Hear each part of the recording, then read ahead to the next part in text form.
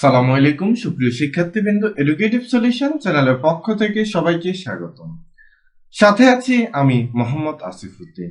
প্রিয় শিক্ষার্থী বন্ধুরা, আজকে আলোচনা করব এসএসসি বা দাখিল ভোকেশনাল এক্সাম 2022 শিক্ষার্থীদের হিসাব বিজ্ঞান 2 এর তৃতীয় সপ্তাহের অ্যাসাইনমেন্ট সমাধান নিয়ে। প্রিয় শিক্ষার্থী বন্ধুরা, তোমরা এখনো যারা এডুকেটিভ সলিউশন চ্যানেলটি সাবস্ক্রাইব করনি, অবশ্যই সাবস্ক্রাইব করে এডুকেটিভ সলিউশন চ্যানেলের সাথেই থাকো। শিক্ষার্থী বন্ধুরা, প্রথমে আমরা অ্যাসাইনমেন্টের প্রশ্নটি দেখি। অ্যাসাইনমেন্ট মূলধন ও মুনাফা জাতীয় লেনদেন ধারণা ও এদের মধ্যে পার্থক্য উদাহরণ সহ ব্যাখ্যা করুন। শিক্ষণফল বা বিষয়বস্তু: 1. মূলধন ও মুনাফা জাতীয় লেনদেন। 2. মূলধন জাতীয় প্রাপ্তি ও আয়। 3. মূলধন জাতীয় ব্যয়। 4. মুনাফা জাতীয় প্রাপ্তি ও আয়। 5. মুনাফা জাতীয় প্রদান বা ব্যয়। মূলধন ও মুনাফা জাতীয় হিসেবের তালিকা। অ্যাসাইনমেন্টের নির্দেশনা: 1. মূলধন ও মুনাফা জাতীয় লেনদেনের ধারণা ব্যাখ্যা করতে হবে। 2. মূলধন ও মুনাফা জাতীয় লেনদেনের পার্থক্য করতে হবে। 3. মূলধন ও মুনাফা জাতীয় লেনদেনের তালিকা করতে হবে। এরপরে নির্দেশক: ক. মূলধন ও মুনাফা জাতীয় লেনদেনের ধারণা। খ. মূলধন ও মুনাফা জাতীয় লেনদেনের 8টি হিসেবের নামের তালিকা তৈরি করতে হবে। ঘ. মূলধন জাতীয় আয় ও মুনাফা জাতীয় আয়ের পার্থক্য উদাহরণ সহ লিখতে হবে। ঘ. মূলধন জাতীয় ব্যয় ও মুনাফা জাতীয় ব্যয়ের পার্থক্য উদাহরণ সহ লিখতে হবে। প্রিয় শিক্ষার্থী বন্ধুরা, এখানে ক, খ, গ এর উত্তরটি লিখতে হবে। আপনারা যদি সর্বোচ্চ মার্কস পেতে চান, অবশ্যই পাশে নির্দেশনা দেওয়া আছে, এটি অনুসরণ করতে হবে। সর্বোচ্চ মার্কস পেতে হলে উদাহরণসহ মূলধন ও মুনাফা জাতীয় লেনদেনের ধারণা সঠিকভাবে লিখতে হবে। মূলধন ও মুনাফা জাতীয় লেনদেনের 8টি হিসেবের নামের তালিকা সঠিকভাবে লিখতে হবে। উদাহরণসহ মূলধন জাতীয় আয় ও মুনাফা জাতীয় আয়ের পার্থক্য সঠিকভাবে লিখতে হবে। উদাহরণসহ মূলধন জাতীয় ব্যয় ও মুনাফা জাতীয় ব্যয়ের পার্থক্য সঠিকভাবে লিখতে হবে। তাহলে আপনারা সর্বোচ্চ মার্কস পাবেন। প্রিয় শিক্ষার্থী বন্ধুরা, আসি এবার আমরা সমাধানে। অ্যাসাইনমেন্ট নং 1, বিষয় কোড 1322। শিরোনাম: মূলধন ও মুনাফা জাতীয় লেনদেনের ধারণা ও এদের মধ্যে পার্থক্য উদাহরণ সহ ব্যাখ্যা করুন। প্রিয় শিক্ষার্থী বন্ধুরা, এবার আমরা ক নং প্রশ্নের উত্তরটি দেখি। ক. মূলধন ও মুনাফা জাতীয় লেনদেনের ধারণা। ব্যবসায় সকল লেনদেন 2 ভাগে বিভক্ত: মূলধন জাতীয় ও মুনাফা জাতীয়। মূলধন জাতীয় লেনদেনের সুবিধা ভোগের মেয়াদ মুনাফা জাতীয় লেনদেন অপেক্ষা অধিক। মুনাফা জাতীয় লেনদেন যেখানে নিয়মিত সংঘটিত হয়, সেখানে মূলধন জাতীয় লেনদেন অনিয়মিত। এরূপ আরো কতিপয় দিক বা বৈশিষ্ট্য রয়েছে যা এই 2 ধরনের লেনদেনকে পরস্পর পৃথক করে। মূলধন জাতীয় লেনদেন: যে সকল লেনদেন হতে দীর্ঘমেয়াদী প্রায় 1 বছরের অধিক সুবিধা পাওয়া যায়, যার টাকার অঙ্ক অপেক্ষাকৃত বড় এবং লেনদেন নিয়মিত সংঘটিত হয় না, তা মূলধন জাতীয় লেনদেন। মুনাফা জাতীয় লেনদেন: যে সকল লেনদেন হতে স্বল্পমেয়াদী সুবিধা পাওয়া যায়, যার লেনদেনের টাকার অঙ্কের পরিমাণ অপেক্ষাকৃত ছোট কিন্তু নিয়মিত সংঘটিত হয় নির্দিষ্ট সময় পর, তা মুনাফা জাতীয় লেনদেন। প্রিয় শিক্ষার্থী বন্ধুরা, আশা করি তোমরা ক নং প্রশ্নের সমাধানটি বুঝতে পেরেছ। আসি আমরা এবার খ নং প্রশ্নের সমাধানে। মূলধন ও মুনাফা জাতীয় লেনদেনের হিসেবের তালিকা। মূলধন জাতীয় লেনদেন: 1. যন্ত্রপাতি বা আসবাবপত্র ক্রয়। 2. যন্ত্রপাতি আমদানি খরচ। 3. যন্ত্রপাতি বসানোর মজুরি। 4. দালান নির্মাণ ব্যয়। 5. নতুন যন্ত্রপাতি সংস্থাপন ব্যয়। 6. পুরাতন যন্ত্রপাতি ক্রয়। 7. বৈদ্যুতিক সংস্থাপন ব্যয়। 8. যন্ত্রপাতি ক্রয় পরিবহন। মুনাফা জাতীয় লেনদেন: 1. স্থায়ী সম্পদ বিক্রয়জনিত মুনাফা। 2. শিক্ষানবিশ স্যালামি প্রাপ্তি। 3. সুদ প্রাপ্তি।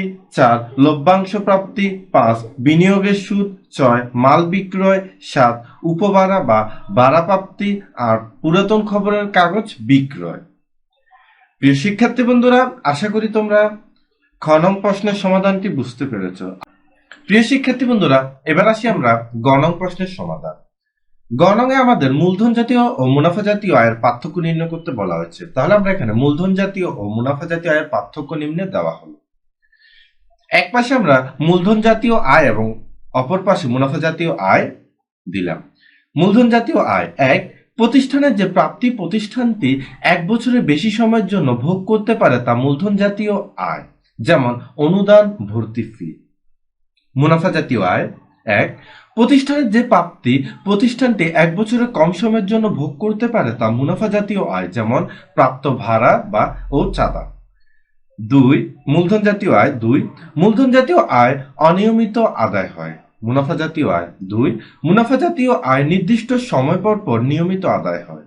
মূলধন জাতীয় আয় তিন, মূলধন জাতীয় আয়ের উপযোগ একাধিক হিসাবকাল পর্যন্ত চালু থাকবে। মুনাফা জাতীয় আয় তিন, মুনাফা জাতীয় আয়ের উপযোগ একটি হিসাবকালের মধ্যে শেষ হবে। মূলধন জাতীয় আয় চার, মূলধন জাতীয় আয়ের প্রকৃতি দীর্ঘমেয়াদী। মুনাফা জাতীয় আয় চার, মুনাফা জাতীয় আয়ের প্রকৃতি স্বল্প মেয়াদী। পাঁচ, মূলধন জাতীয় আয়ের পরিমাণ তুলনামূলক বড় অঙ্কের হয়। মুনাফা জাতীয় আয় পাঁচ, এ জাতীয় আয়ের পরিমাণ তুলনামূলক ছোট অঙ্কের হয়। প্রিয় শিক্ষার্থী বন্ধুরা, আশা করি তোমরা গ নং প্রশ্নের সমাধানটি বুঝতে পেরেছ। অর্থাৎ ওই প্রশ্নের সমাধানে আমরা পার্থক্যটি দেখিয়েছি মূলধন এবং মুনাফা জাতীয় আয়ের মধ্যে। এবার আসি আমরা সর্বশেষ প্রশ্ন ঘ নং প্রশ্নের সমাধানে। ঘ, মূলধন জাতীয় ও মুনাফা জাতীয় ব্যয়ের পার্থক্য নিম্নে দেওয়া হলো। গতে আমরা আয়, এখানে ঘতে হচ্ছে ব্যয়। মূলধন জাতীয় ব্যয় এক, মূলধন জাতীয় ব্যয়ের ফল দীর্ঘস্থায়ী, অর্থাৎ চলতি বছর শেষ হয়ে যায় না। উদাহরণ, ইজারা সম্পত্তি ক্রয়। মুনাফা জাতীয় ব্যয় এক, মুনাফা জাতীয় ব্যয়ের ফল স্বল্পস্থায়ী, অর্থাৎ চলতি হিসাব বছরের শেষ হয়ে যায়। উদাহরণ, শ্রমিকের মজুরি প্রদান।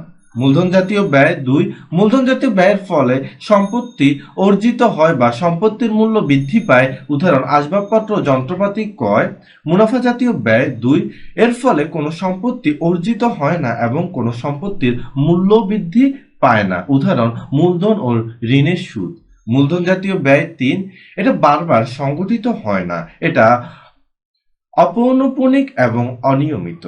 মুনাফা জাতীয় ব্যয় তিন, এটা বারবার সংগঠিত হয়, এটা পৌনঃপুনিক এবং নিয়মিত। মূলধন জাতীয় ব্যয় চার, এরূপ ব্যয়ের বাস্তব অস্তিত্ব আছে, সাধারণত এর ফল দৃষ্টিগোচর হয়। উদাহরণ, সুনাম ক্রয়। মুনাফা জাতীয় ব্যয় চার, এ জাতীয় খরচ বাস্তবে দৃষ্টিগোচর নাও হতে পারে। উদাহরণ, বিক্রয়ের উদ্দেশ্যে পণ্য ক্রয়। মূলধন জাতীয় ব্যয় পাঁচ, প্রতিষ্ঠানের স্থায়ী সম্পত্তি অর্জন ও উন্নয়নের জন্য মূলধন জাতীয় ব্যয় করা হয়। মুনাফা জাতীয় ব্যয় পাঁচ, প্রতিষ্ঠান মুনাফা চালু রাখার উদ্দেশ্যে প্রতিদিন এ জাতীয় ব্যয় করা হয়। ছয়, এ জাতীয় ব্যয়ের পরিমাণ তুলনামূলকভাবে বড় অঙ্কের হয়। মুনাফা জাতীয় ব্যয় ছয়, এ জাতীয় ব্যয়ের পরিমাণ তুলনামূলক ছোট অঙ্কের হয়। মূলধন জাতীয় ব্যয় সাত, এরূপ ব্যয় ক্রমান্বয়ে ক্ষয়প্রাপ্ত হয় এবং প্রতি বছরের ক্ষয়িষ্ণু অংশের মূল্য অপচয় হিসেবে লাভ ক্ষতি হিসেবে দেখানো হয়। উদাহরণ, যৌথ মূলধনী কোম্পানির প্রাথমিক ব্যয়। মুনাফা জাতীয় ব্যয় সাত, এরূপ ব্যয় সম্পূর্ণ অংশই লাভ ক্ষতি হিসেবে দেখানো হয়। উদাহরণ, কোনো পণ্য বিনষ্ট হওয়ার ফলে যে ক্ষতি সাধিত হয়। মূলধন জাতীয় ব্যয় আট, এরূপ ব্যয় সম্পূর্ণ নিঃশেষিত না হওয়ার পর্যন্ত উদ্বৃত্তপত্রে সম্পত্তি হিসেবে দেখানো হয়। আট, এটা উদ্বৃত্তপত্রে আসে না, কিন্তু বিলম্বিত জাতীয় ব্যয় অগ্রিম প্রদত্ত ব্যয় সাময়িকভাবে উদ্বৃত্তপত্রে দেখানো হয়। প্রিয় শিক্ষার্থী বন্ধুরা, আশা করি তোমরা অ্যাসাইনমেন্টের সমাধানটি ভালোভাবে বুঝতে পেরেছ। সমাধানটি বুঝতে যদি কোনো প্রকার সমস্যা হয় অবশ্যই কমেন্টসের মাধ্যমে জানাবে। সমাধানটি কেমন হয়েছে তাও কমেন্টসের মাধ্যমে জানাবে। আজ এ পর্যন্তই। সবাই সুস্থ থাকো, ভালো থাকো, নিরাপদে থাকো। আল্লাহ হাফেজ।